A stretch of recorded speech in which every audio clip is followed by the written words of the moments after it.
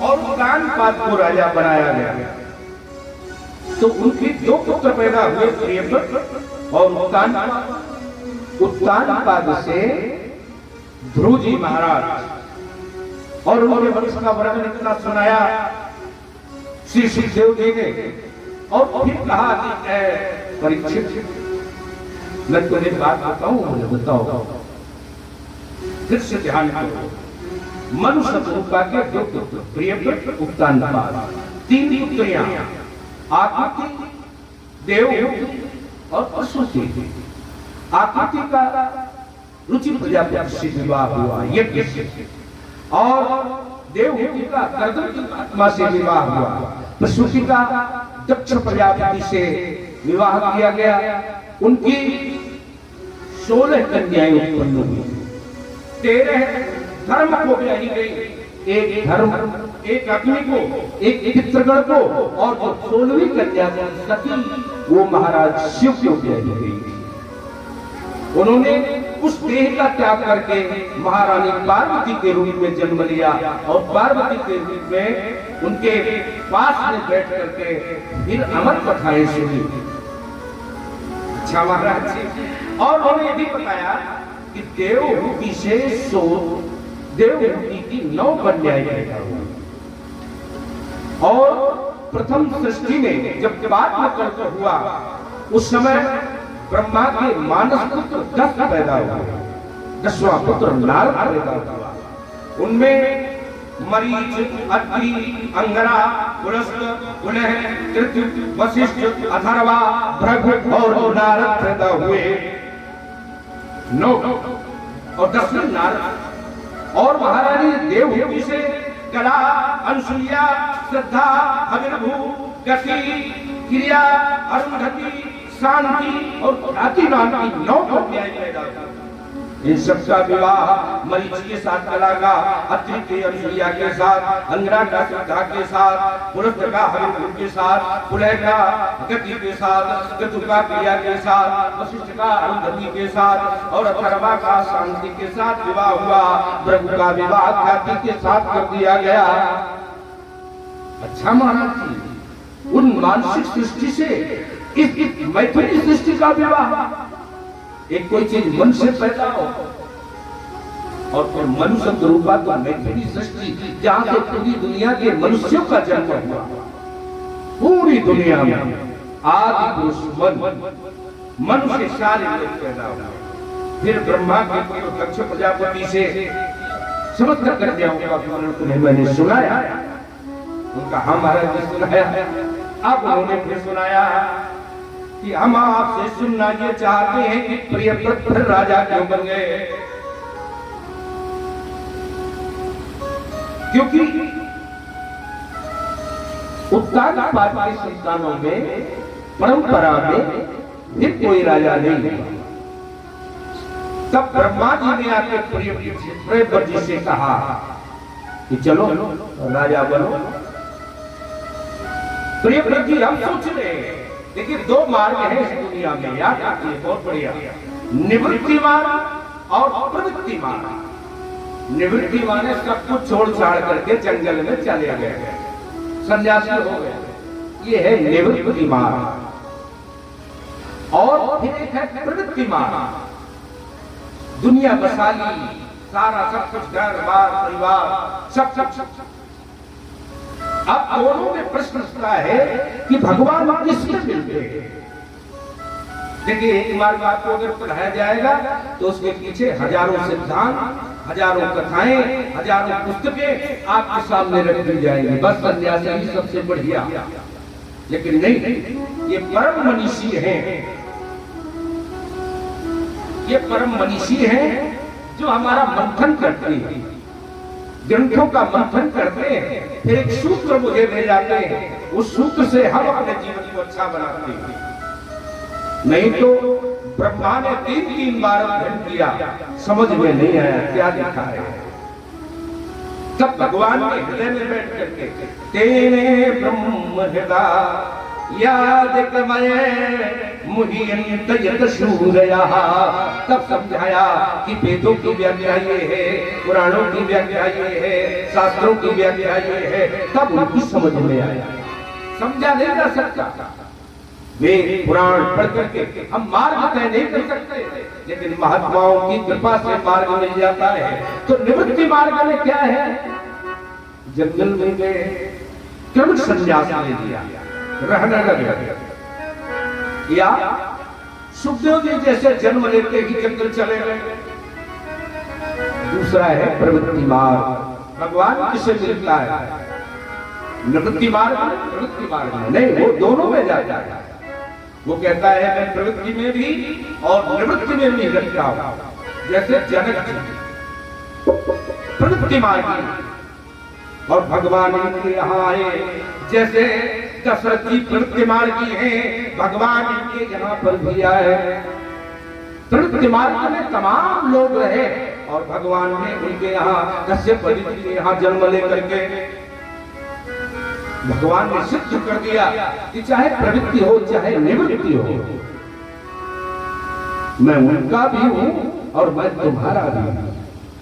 बस मेरे पर समर्पण तो करके देखो, सब कुछ मुझको छोड़ो। जब तक तू सोचेगा कि मैं करूंगा, तब तक मैं जिम्मेदारी नहीं लेता।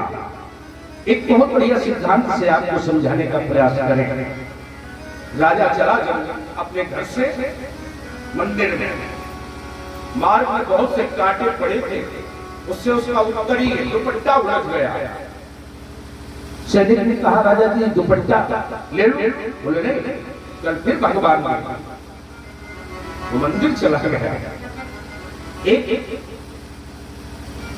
किसान अपनी धोती को सिल रहा था, सिलते सिलते थक जा रहा था। नारद जी ने पूछा, अरे तुम्हारी व्यवस्था करा देंगे, क्यों सिल रहे हो?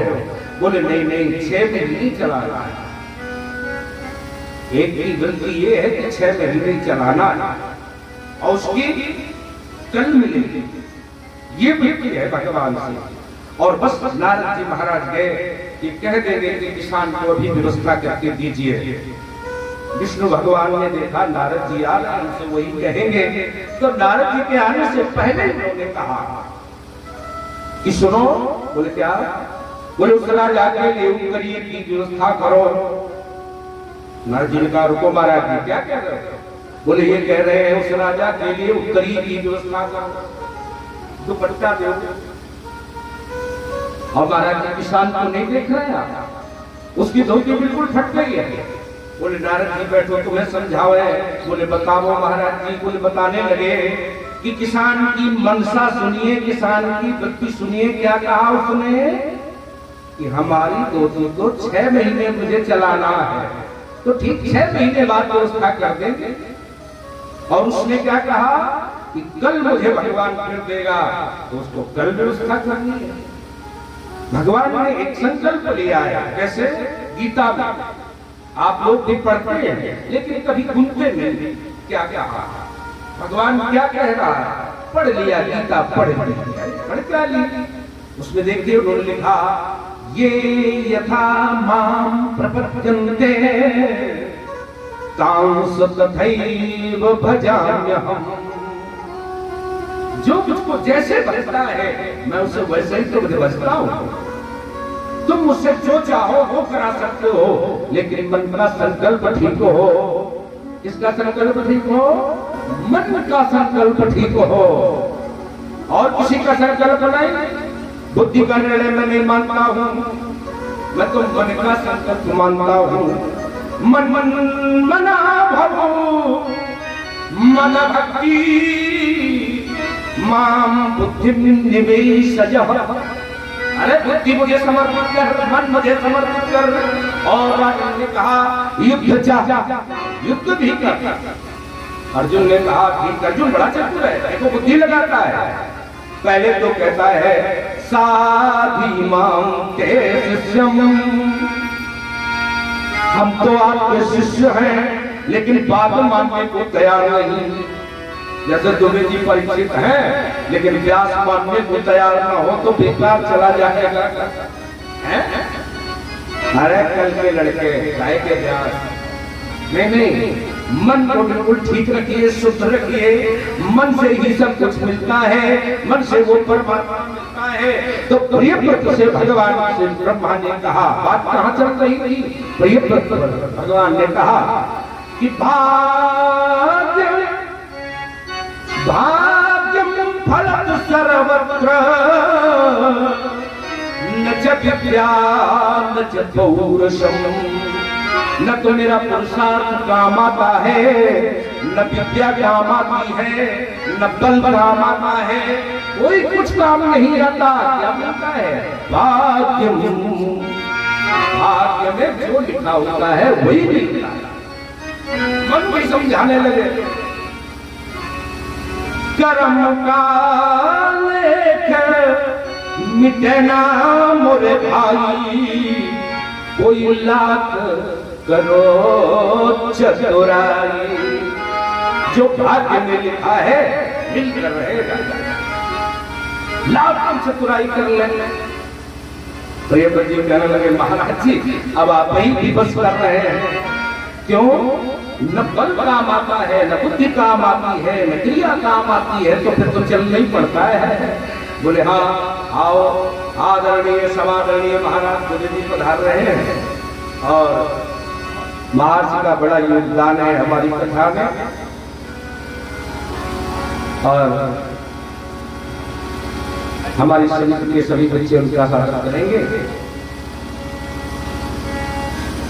तो भाग्यम फलत सर्वत्र न च विद्या न च पौरुषम। आप लोग ध्यान दीजिए, प्रियव्रत बोला करके फिर राजा बनाया गया। प्रियव्रत राजा बने। इस वंश में प्रियव्रत के आग्नेय से नाभि पैदा हुए, नाभि से ऋषभदेव और ऋषभदेव के महाराज भरत पैदा हुए।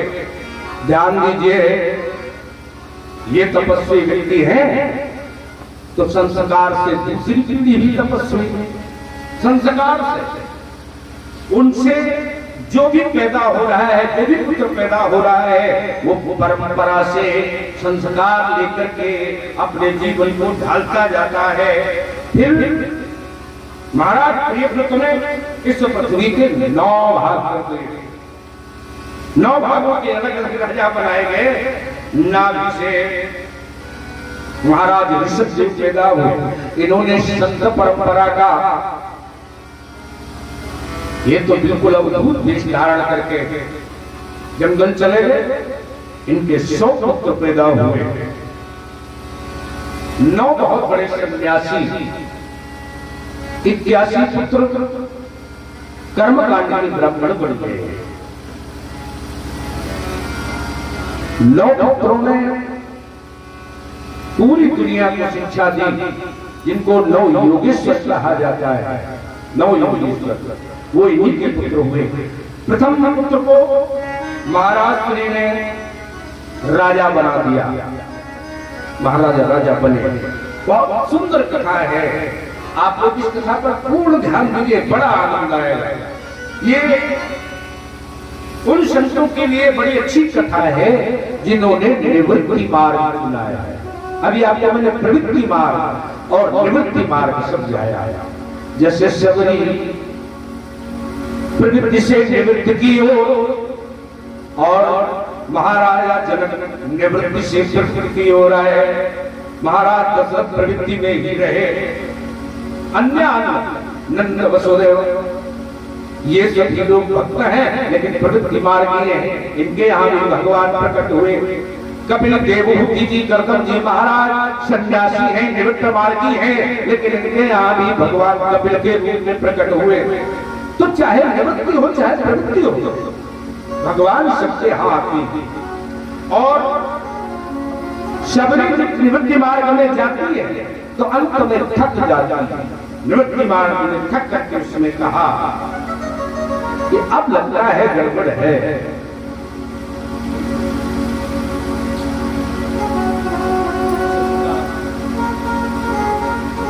तो उसने थक करके कहा राम राम रटते रटते बीती रे उमरिया,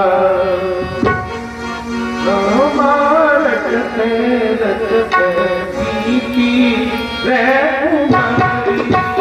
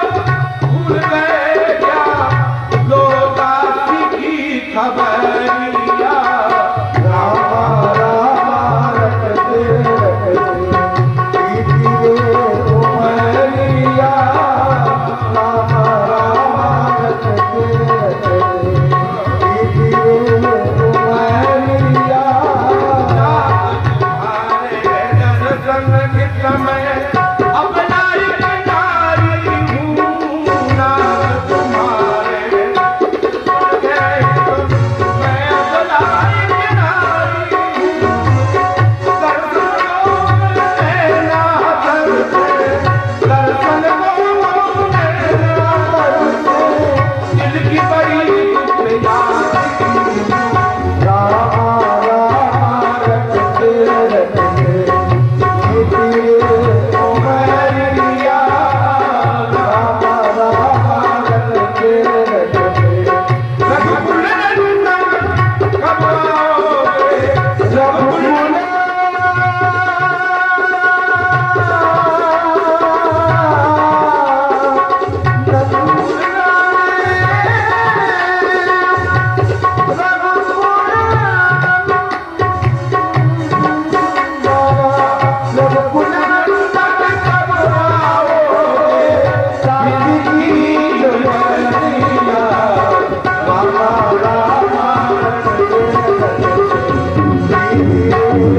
Bye.